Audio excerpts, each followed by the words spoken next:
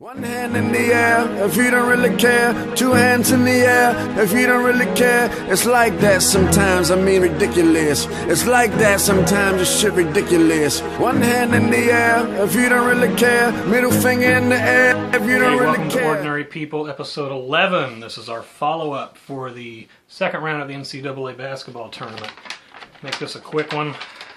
It's my bracket now. Still looking terrible, a little more bent up. Been a fun second round also. Okay, we touched on, we'll just go counterclockwise here. South region, biggest upset ever. Maryland-Baltimore County beat Virginia. K-State beat Creighton. K-State beat Maryland-Baltimore County. K-State goes to the Sweet 16 to play the winner of the Buffalo-Kentucky matchup, which was won by Kentucky. So that's your first one. Going below, one of my picks, Loyola Chicago. I picked them to beat Miami. They beat them. I picked them to beat Tennessee. They beat them. I picked them against Cincinnati, but they're going to play Nevada. So it looks like, I picked them to go to the Elite Eight. I should have picked them to go to the Final Four because I had Virginia going. So much for that, right?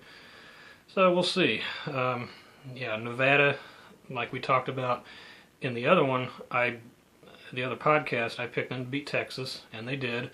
Cincinnati beat Georgia State, and then Nevada pulled off a pretty big upset against, I don't know if it's a pretty big upset against Cincinnati. I talked about how I thought Cincinnati was maybe a 3-4 seed at best. How they got a 2 seed, I don't know. But losing in the second round kind of proves that point. And Nevada, probably a bigger Cinderella than Loyola Chicago, because Loyola Chicago is really good. They're 30-5, and they really weren't favored to lose against any of those teams by a whole bunch. I think they were only a 1-point dog against Miami, and then the matchup just set well with Tennessee. I think they can take Nevada, but look what Nevada's done. Well, I guess they beat two bad teams, Texas and Cincinnati, but oh well. So we'll see where that goes. I'm out of teams in that region. I can only win one more. I can only get points if Loyola Chicago beats Nevada.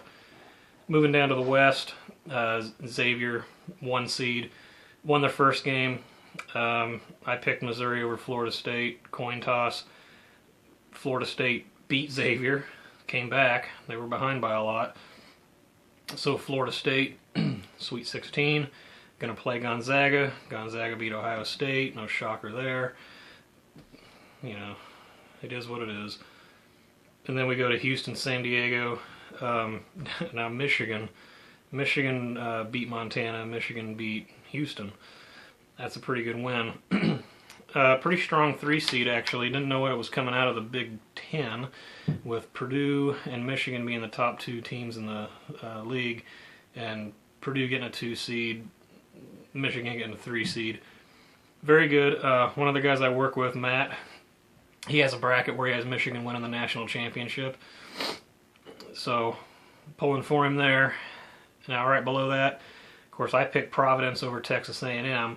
Not only did Texas A&M beat Providence, they beat the North Carolina Tar Heels. So I'm out of points there too. The only one I can ever win, I can get points if Gonzaga beats Florida State, and that's it.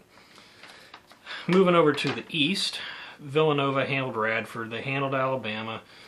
West Virginia beat Murray State, and then they beat Wichita State. Not Wichita State, they beat Marshall. Marshall beat Wichita State. So we got Villanova versus West Virginia. That'll be a really good matchup. I'm looking forward to watching that one. Of course, Florida over St. Bonaventure, lost to Texas Tech. Texas Tech's in the Sweet 16 against Purdue. That's going to be a really good matchup. I know with Haas, it's Purdue's starting center, who he fell and broke his elbow. But they have a guy that's, Haas is 7'2", 290. I think the backup is 7'3", 250 or something. So they didn't lose a whole hell of a lot on the inside as far as size. Purdue to face Texas Tech. Winner to face Villanova, West Virginia. Moving down to the Midwest, Kansas beat Penn. Seton Hall beat North Carolina State. Kansas beat Seton Hall. Okay, Clemson, the 5 seed, beat New Mexico State. Auburn, man, Auburn really played bad. Clemson really kicked the hell out of them. So it's going to be a Kansas-Clemson matchup. I have Kansas winning that one. And then right below that is where stuff really gets interesting, because Syracuse had to win a play-in game. They were the last team to make the tournament. They won that. They beat TCU in the first round. And then they beat the number 3 Michigan State Spartans, which, in my opinion, could have been a 2 seed very easily. But, you know, Jim Boeheim knows how to coach. And then, Rhode Island over Oklahoma. Duke handled Rhode Island. So Duke's going to play Syracuse. KU's going to play Clemson. So the Elite 8 matchup will be the winner between Kansas and Clemson, and Syracuse and Duke. So we'll see what happens. So there's your Sweet 16. Kansas State versus Kentucky, Loyola Chicago versus Nevada, and that is a K-State's a 9 versus a Kentucky who's a 5. Loyola Chicago's an 11 versus Nevada who's a 7.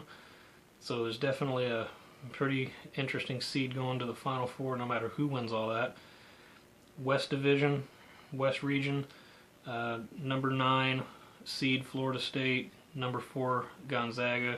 And then the other game is number 3, Michigan, number 7, Texas A&M. A few low seeds in there too. Good for them. That's always awesome. The East is where it's held up pretty tight. You got number 1 seed Villanova versus number 5 seed West Virginia. And then number 3 seed Texas Tech versus number 2 seed Purdue. And then in the Midwest, you got number 1 Kansas, number 5 Clemson. And the other game is play-in number 11 Syracuse versus number 2 Duke. So low seeds all over the board except for the East. I don't consider a 5 really that low of a seed. They got to play a 4 if they win their first game, so not a big deal. But yeah, got a nice matchup going in a whole hell of a lot of those games. I mean, you look at some of these teams, yeah, they're really making some noise. Michigan finished the season strong, won the Big Ten tournament. A&M to beat the North Carolina Tar Heels, that's a really good win. Florida State kind of surprised me by beating Missouri, who had the number 1 player in the nation.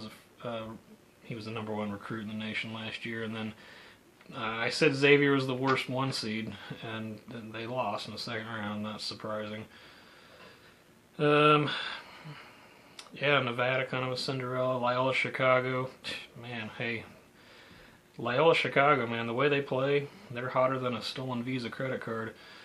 And then Kentucky, they just do what they do. They come in with a new set of freshmen every year, and they either lose real quick or they make it all the way. K-State, good season for them. Villanova, still a very overall strong team. West Virginia, that full court press will be the issue they give Villanova. It's how Villanova handles that.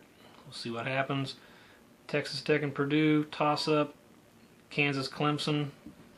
Haven't watched Clemson much this year. Top 25 team. We'll see. We talked about Kansas in the other podcast. And then Syracuse, Duke. I think Duke will beat the shit out of them, so we'll see. I really don't know what's going to happen. When a team that has to win a play-in game makes it to the Sweet 16, I mean, if they're just hot, you never know what's going to happen. So, but I think Duke's got way too much talent. I don't even know if Kansas wins their game and Duke beats Syracuse. I don't know if Kansas can beat Duke because so thin up front. And Bill Self only plays like 7-8 guys this season. And Duke has 5 starters that are all going to go into the NBA draft and be picked. So, there you have it. We will tune back in this Thursday